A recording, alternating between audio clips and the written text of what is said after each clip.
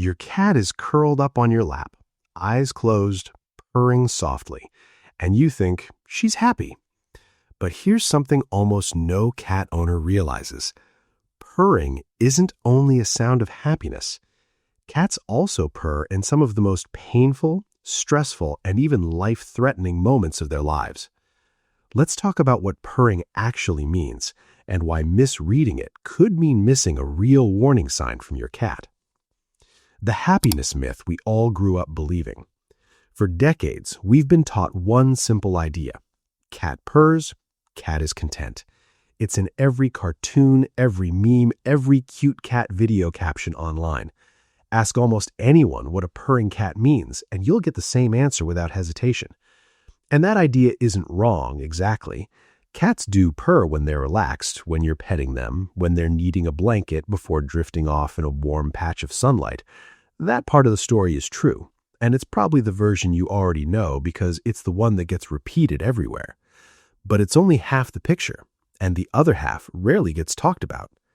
If purring only meant happiness, it wouldn't make sense for a cat to purr while giving birth, or while recovering from a serious injury, or even while dying in a vet's arms. But all three of those happen regularly, and vets have documented it for years. That tells us something deeper is going on, something that has nothing to do with joy at all. Why cats hide pain in the first place? To understand that, we need to zoom out and think about where cats come from, evolutionarily speaking. In the wild, a cat is both predator and prey at the same time. Showing visible weakness, limping, crying out, whimpering, can make it a target for something bigger. So over thousands of years, cats evolved to become experts at hiding pain, quietly and almost invisibly, even from the people who love them most. This is actually one of the biggest challenges vets deal with today. Cats are famously good at masking illness until a problem becomes serious, sometimes dangerously so. Owners often say their cat seemed totally fine yesterday, when in reality it likely had been struggling quietly for days or even weeks, showing only tiny, easy-to-miss signals along the way. So instead of showing obvious distress, a cat in pain does something much quieter. It purrs. Not necessarily because it's happy, but possibly because purring helps soothe its own nervous system while it deals with something difficult underneath the surface. It's a survival instinct, wearing the disguise of a comforting sound. And once you know that, you can never quite hear a purr the same way again. What might actually be happening biologically? Now that we understand why a cat might purr through pain, here's the biological piece researchers have been trying to explain for years. Purring is created by rapid, repeated movement of the muscles in a cat's larynx, paired with a steady breathing pattern, active on both the inhale and the exhale. That's part of why the sound feels so continuous, almost like a small engine that never fully switches off. Here's where it gets interesting, though it's important to be precise about what we actually know versus what's still theory. Most cat purrs fall somewhere between 25 and 150 hertz. Researchers have found that similar frequency ranges are linked in unrelated areas of science with things like improved bone density and faster tissue repair.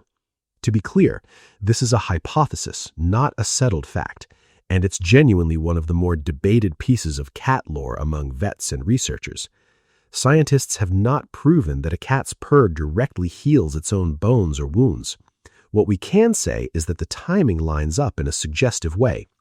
Cats purr often while resting, recovering, or under stress, and their purr frequency overlaps with ranges known to affect healing in other contexts, like certain therapeutic vibration treatments used in human medicine. Some researchers think this could be a built-in low-cost strategy for an animal that needs to stay still and quiet, while also possibly doing something restorative for its body at the same time. It's a compelling theory, but still an actively debated one, not a proven mechanism. Either way, this reframes what purring might represent, possibly less like a simple emotional readout and more like a quiet survival tool that just happens to sound peaceful to us. How to tell the difference with real examples. So if purring doesn't always mean happiness, how do you actually read your own cat in the moment without overthinking every sound they make? Start with the sound and the body together, never the sound alone. A relaxed, happy purr tends to be slow and steady, paired with soft, loose body language, half-closed eyes, a relaxed tail maybe gently swishing, kneading paws against a blanket, ears sitting in a neutral, forward-facing position. A stress or pain purr often looks and sounds different. It can be faster, sometimes almost strained rather than smooth, and it comes with tenser body language around it. Ears pinned back or flattened, a stiff, tense posture instead of a loose one. Dilated pupils, even in normal lighting. Some cats will also try to hide, tucking into a corner, under furniture, or behind an object while still purring the entire time. Here's where that distinction actually matters in everyday situations. Say your cat has a minor fall off a shelf or gets into a scuffle with another animal outside. If it starts purring right afterward, it's tempting to think she's calm, she's purring, she must be fine. But that purring could easily be a stress response rather than comfort. In that moment, it's worth checking your cat's movement, appetite, and general behavior over the next day or two instead of assuming the purring alone means everything is okay. Or think about an older cat quietly developing something like arthritis or a dental problem. It might still purr happily during your normal cuddle time, so nothing feels different on the surface. But if that same purring shows up alongside eating less, avoiding jumps onto furniture, or lower energy than usual, those surrounding details matter far more than the purr itself. Even a routine vet visit can be misleading. Many owners assume a loudly purring cat on the exam table is simply calm and comfortable, when in many cases that purring is actually self-soothing through a stressful, unfamiliar environment, not a sign of ease at all. There's one more situation worth mentioning because it catches a lot of owners off guard. Bringing a cat home to a new environment, whether that's a new house, a new carrier, or even a car ride to somewhere unfamiliar. Many cats will purr steadily through the entire experience, and owners often take this as a sign the move is going smoothly. In reality, that purring is frequently a coping mechanism for the unfamiliar sounds, smells, and motion, not evidence that the cat is enjoying the ride. Pairing the purr with other cues, crouched posture, wide eyes, flattened ears, gives you a much more honest picture of how your cat is actually experiencing the moment. The pattern here is simple and worth remembering. Purring alone is neutral information. It doesn't tell you whether your cat is thriving or struggling. It's the body language surrounding it, the eyes, the ears, the tail, the posture, that actually tells you the real story every single time. What this means for you as an owner. None of this means you should panic every time your cat purrs. Most of the time, when your cat is curled up next to you purring, it genuinely is content, and that's still a wonderful, simple thing to enjoy exactly as you always have. What this does mean is paying closer attention to the full picture rather than the sound in isolation.